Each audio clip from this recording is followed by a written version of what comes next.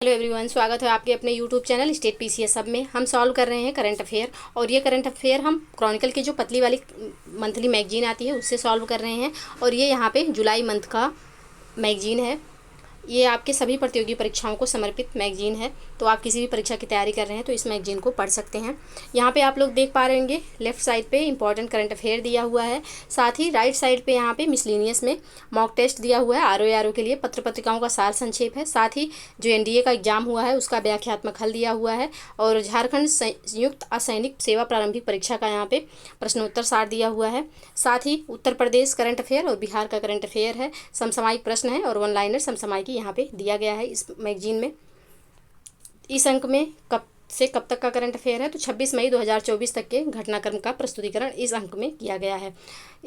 इसके पहले हमने राज्य समाचार से जितने भी इशू थे उसको 3 वीडियो में सॉल्व कर लिया है, और वो तीनों वीडियो चैनल पे अपलोड हैं, आप लोग जाके देख सकते हैं। आज का जो टॉपिक है हमारा यह है राष्ट्रीय घटनाक्रम। राष्ट्रीय घटनाक्रम से संबंधित जितने भी करंट अफेयर इशू हैं उसको हम यहाँ पे सॉल्व करेंगे। तो चलिए स्टार्ट करते हैं। आप लोगों से रिक्वेस्ट है कि प्लीज़ आप लोग वीडियो में लास्ट तक बने रहिएगा, और वीडियो को लाइक और शेयर करना ना भूलिएगा। चैनल को प्लीज़ सब्सक्राइब कर लीजिए ताकि कोई भी वीडियो अगर चैनल पे अपलोड हो तो सबसे पहले नोटिफिकेशन आपको मिले। चलिए स्टार्ट करते हैं। तो यहाँ पे जो पहला न्यूज है यह है कि पहला ओएनडीसी स्टार्टअप महोत्सव 17 मई 2024 को उद्योग संवर्धन एवं आंतरिक व्यापार विभाग यानी कि DPIIT ने वाणिज्य भवन नई दिल्ली में पहली बार ओएनडीसी स्टार्टअप महोत्सव का आयोजन किया है। यह आयोजन DPIIT यानी कि उद्योग संवर्धन एवं आंतरिक व्यापार विभाग की 2 प्रमुख पहलों स्टार्टअप इंडिया पहल और open network for digital commerce के मध्य एक अनूठा सहयोग है। इस कार्यक्रम में हाइब्रिड मोड में लगभग 5000 स्टार्टअप्स की भागीदारी हुई है। अब तक ओएनडीसी प्लेटफॉर्म पर 5 लाख से अधिक पंजीकृत विक्रेता हैं, जिनमें से 70% से अधिक छोटे और मध्यम आकार के विक्रेता हैं। भारत सरकार ने 16 जनवरी 2016 को स्टार्टअप इंडिया पहल की शुरुआत की थी। इंपॉर्टेंट है, इसको याद रखिएगा। स्टार्टअप इंडिया की शुरुआत कब हुई थी, तो 16 जनवरी 2016 को किया गया था। इसका उद्देश्य उद्यमियों का समर्थन करना और भारत में एक मजबूत स्टार्टअप पारिस्थितिकी तंत्र का निर्माण करना है। डिजिटल कॉमर्स के लिए ओपन नेटवर्क वर्ष 2021 में लॉन्च की गई DPIIT की एक पहल है। इसका उद्देश्य डिजिटल या इलेक्ट्रॉनिक नेटवर्क पर वस्तुओं और सेवाओं के सभी पहलुओं के लिए खुले नेटवर्क को बढ़ावा देना है। नेक्स्ट जो टॉपिक है यह है कि विश्व की 2 सबसे ऊंची टैंक मरम्मत सुविधाएं स्थापित की गईं। हाल ही में भारतीय सेना ने चीन सीमा के निकट पूर्वी लद्दाख में 14,500 फीट से अधिक ऊंचाई पर विश्व की 2 सबसे ऊंची टैंक मरम्मत सुविधाएं स्थापित की हैं। ये सुविधाएं पूर्वी लद्दाख में वास्तविक नियंत्रण रेखा यानी कि LAC के निकट न्योमा एवं दौलत बेग ओल्डी सेक्टर में स्थित हैं। पूर्वी लद्दाख में यह स्थान टैंक और पैदल सेना के लड़ाकू वाहनों के लिए विश्व का सबसे ऊंचा युद्ध क्षेत्र है। भारतीय सेना उच्च ऊंचाई वाले क्षेत्रों में जहां सर्दियों के तापमान बेहद कम होते हैं वहां पे T-90 और T-72 टैंक एवं K9 वज्र स्वचालित हॉवित्जर आदि को रखने के लिए बड़े पैमाने पर बुनियादी ढांचे का निर्माण कर रही है। ये सुविधाएं उबड़ खाबड़ इलाकों और 0 से 40 डिग्री नीचे तापमान वाले चुनौतीपूर्ण मौसमों में भी लड़ाकू बेड़े को परिचालन के लिए तैयार रखती हैं। अप्रैल मई 2020 में चीनी आक्रामकता के बाद भारत एवं चीन के मध्य गतिरोध शुरू होने के बाद पूर्वी लद्दाख में बड़ी संख्या में टैंक तथा लड़ाकू वाहनों के साथ साथ क्विक रिएक्शन फाइटिंग व्हीकल जैसे भारतीय निर्मित बख्तरबंद वाहनों को तैनात किया गया है। नेक्स्ट जो टॉपिक है यह है कि कोहिमा शांति स्मारक स्थल 8 मई 2024 को भारत में जापान के राजदूत हिरोशी सुजुकी और नागालैंड के मुख्यमंत्री नेफ्यू रियो ने कोहिमा शांति स्मारक का उद्घाटन किया एवं इको पार्क कोहिमा की आधारशिला रखी। कोहिमा शांति स्मारक और इको पार्क नागालैंड सरकार के साथ जापान सरकार और जापानी अंतर्राष्ट्रीय निगम एजेंसी के बीच एक सहयोगात्मक प्रयास का प्रतिनिधित्व करता है। जापानी लोग कोहिमा की लड़ाई को इम्फाल की लड़ाई के साथ साथ द्वितीय विश्व युद्ध की सबसे विनाशकारी लड़ाइयों में से एक के रूप में याद करते हैं। 2023 में आर्म्स नामक एक जापानी संगठन ने कोहिमा में जापानी भाषा पाठ्यक्रम स्थापित करने के लिए नागालैंड विश्वविद्यालय के साथ एक समझौता ज्ञापन पर हस्ताक्षर किए थे। इस वर्ष कोहिमा युद्ध की 80वीं वर्षगांठ के रूप में मनाया जा रहा है। नेक्स्ट जो करंट न्यूज में है वह है कि आपराधिक न्याय प्रणाली प्रशासन में भारत का प्रगतिशील पथ सम्मेलन 18 से 19 मई 2024 को असम के गुवाहाटी में आपराधिक न्याय प्रणाली प्रशासन में भारत का प्रगतिशील पथ यानी कि India's progressive path in the administration of criminal justice system नामक शीर्षक से एक सम्मेलन का आयोजन किया गया। इस सम्मेलन का आयोजन केंद्रीय विधि एवं न्याय मंत्रालय द्वारा असम सरकार के सहयोग से किया गया। किसके द्वारा? तो केंद्रीय विधि एवं न्याय मंत्रालय द्वारा असम सरकार के सहयोग से किया गया है। तो कहाँ पे हुआ है? तो असम के गुवाहाटी में हुआ है। नेक्स्ट है, असम के मुख्यमंत्री डॉक्टर हेमंत बिस्वा शर्मा इस सम्मेलन के मुख्य अतिथि थे। सम्मेलन का उद्देश्य ब्रिटिश काल के आपराधिक कानून को निरस्त करने और देश में आपराधिक न्याय प्रणाली से संबंधित नए कानूनों को लागू करने के लिए सरकार द्वारा किए गए हालिया बदलावों के बारे में जागरूकता पैदा करना था। नेक्स्ट जो करंट न्यूज में है यह है कि मेडिटेक स्टैकथॉन 2024 का शुभारंभ 7 मई 2024 को रसायन एवं उर्वरक मंत्रालय के फार्मास्यूटिकल्स विभाग ने नई दिल्ली में भारतीय उद्योग परिसंघ के सहयोग से मेडिटेक स्टैकथॉन 2024 का शुभारंभ किया।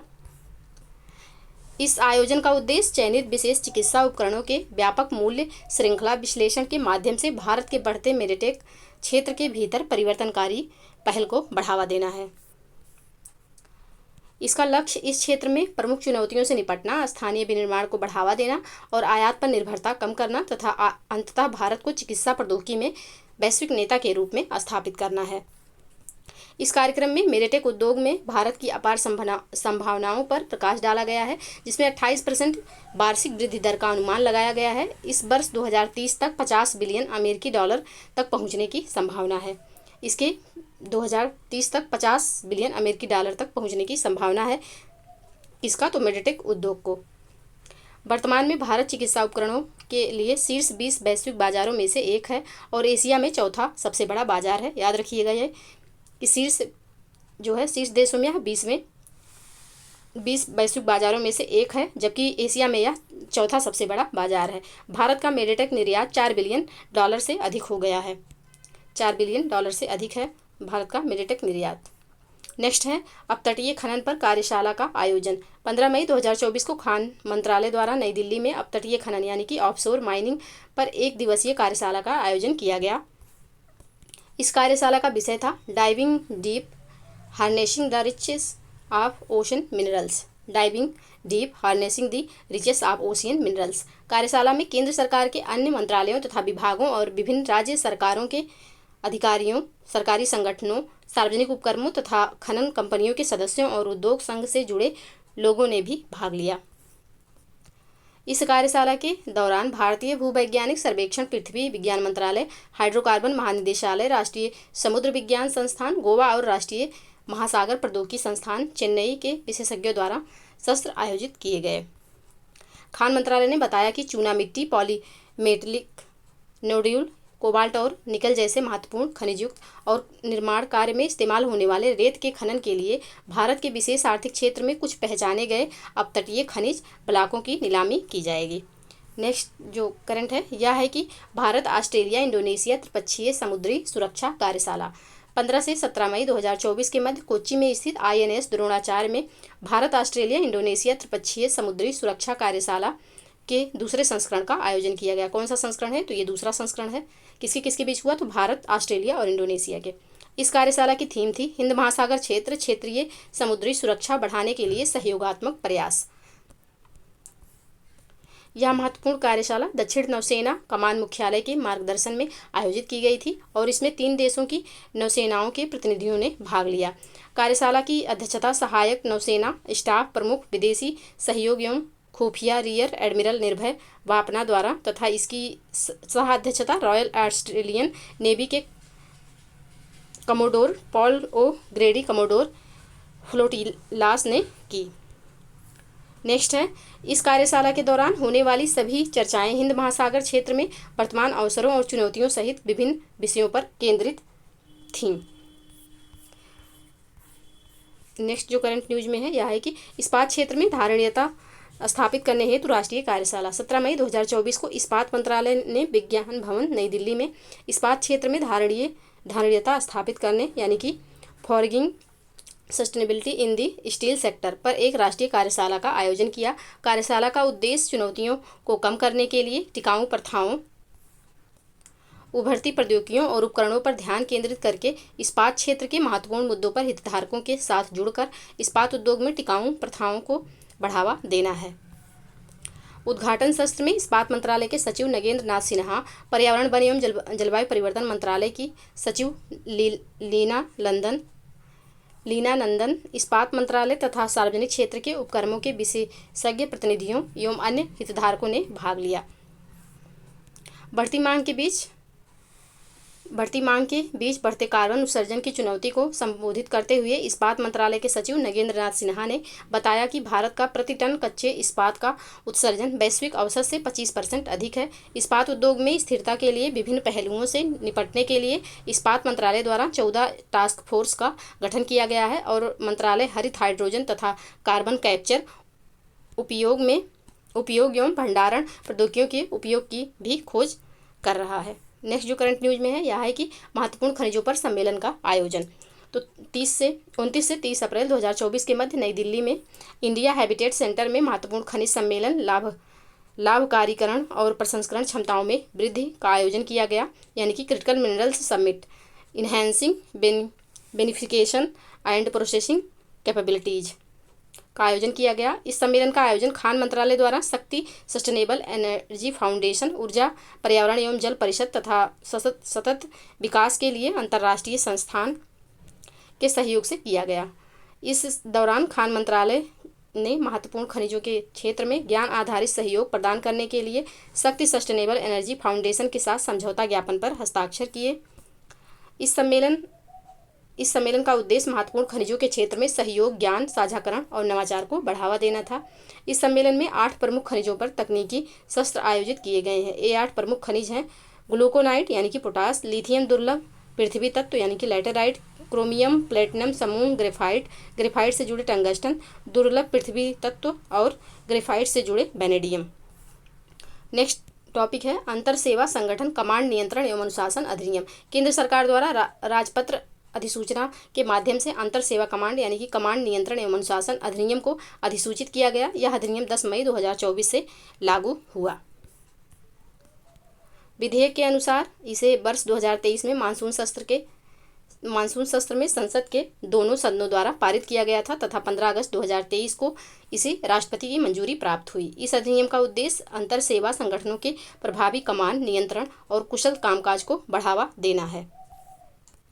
अधिनियम में अंतर सेवा संगठनों के कमांडर इन चीफ या ऑफिसर इन कमांड को उन रक्षाकर्मियों के संबंध में निर्णय लेने का अधिकार दिया गया है जो अभी वायुसेना अधिनियम 1950, थल सेना अधिनियम 1950 और नौसेना अधिनियम 1957 के प्रावधानों से संचालित होते हैं।